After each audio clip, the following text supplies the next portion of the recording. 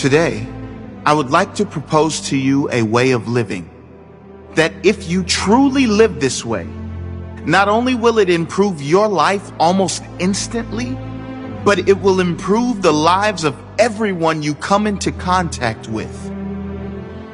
It's not the magic pill, but it will bring a feeling of magic into your life if you live by it. It's not a winning lottery ticket, but if you live by these principles, you won't need a winning lottery ticket or any amount of money, because how you feel will be the reward. And no amount of money can buy a beautiful existence. No amount of money can buy a feeling of contentment. No amount of money can buy peace or joy. What is this way of living? It's called non-jar. N-O-N-J-A-R. Living in a state of complete non-judgment, non-attachment, and non-resistance to whatever shows up in your life. Let's dive deeper into these principles. If you give me your attention for the next few minutes, I promise it will be a game changer for you. Non-judgment. How often do we, human beings, judge every situation and circumstance that comes into our lives as good or bad? How often have we all judged situations and circumstances we perceived as bad at the time, but really they led to something that ultimately changed our lives for the better? Maybe it was a breakup that was devastating at the time, but when looking back seems like the biggest blessing. Maybe it was a job loss or a difficult time financially that we labeled and judged as bad at the time. But if it did not happen, we would not be in the great position we are in now or doing what we now love. Think of an example in your life where you have judged a situation or circumstance negatively, but it turned out to be a blessing in some way. Think of a time when you've judged a person in some way and looking back, you were wrong to do so. The truth is, we do not know anything. We can judge and label situations all we like, but we do not know anything. We can't possibly know the greater lesson or future blessing any situation has for our life in the moment it happens. When we step back, especially in difficult situations, and observe rather than judge, we can respond better with more love for others, with more love for the situation, and most importantly, with more love for ourselves. When we respond in presence rather than in judgment, we can respond better, and the flow-on effect will mean a better life. A life with more ease and joy. Non-attachment. It has been said that attachment is the source of all suffering. Every human being is guilty of this at some point, but perhaps more so the ambitious ones or the achievers among us. It's those situations in which we are so attached to the outcome that we identify with it. And if the outcome doesn't work out as planned, we get upset, depressed, or maybe feel a loss of our sense of self.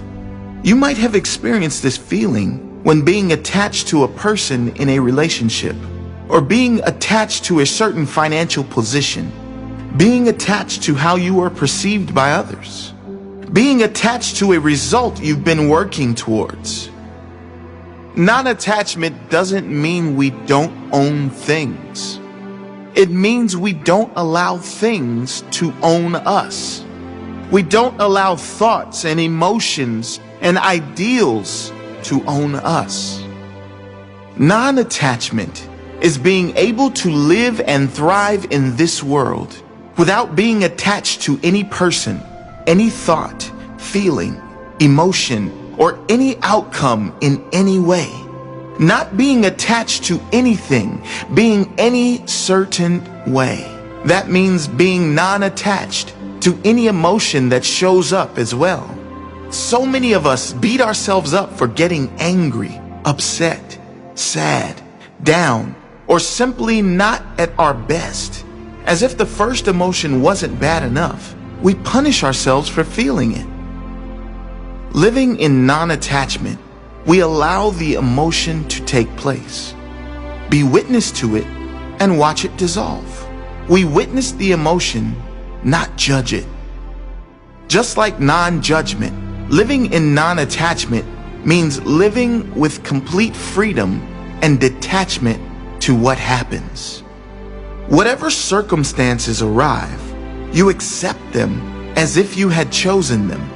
Accepting them does not mean you give up seeking the things you want.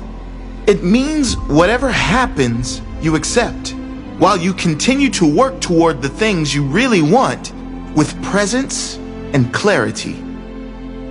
When you live in non-attachment, many of those things you thought you wanted fade away because you realize their insignificance, and that only leaves what is really important.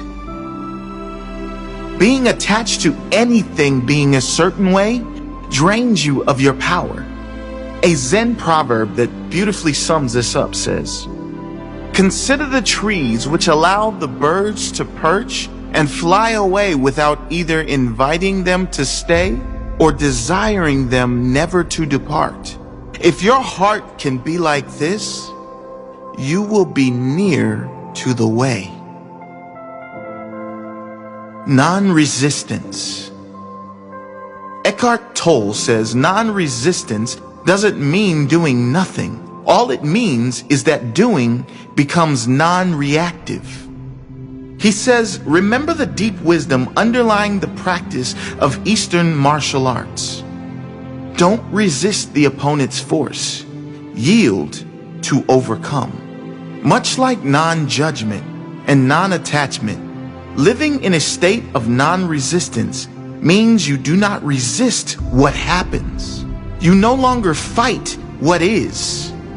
What could be more draining of life energy than fighting what is? There is nothing.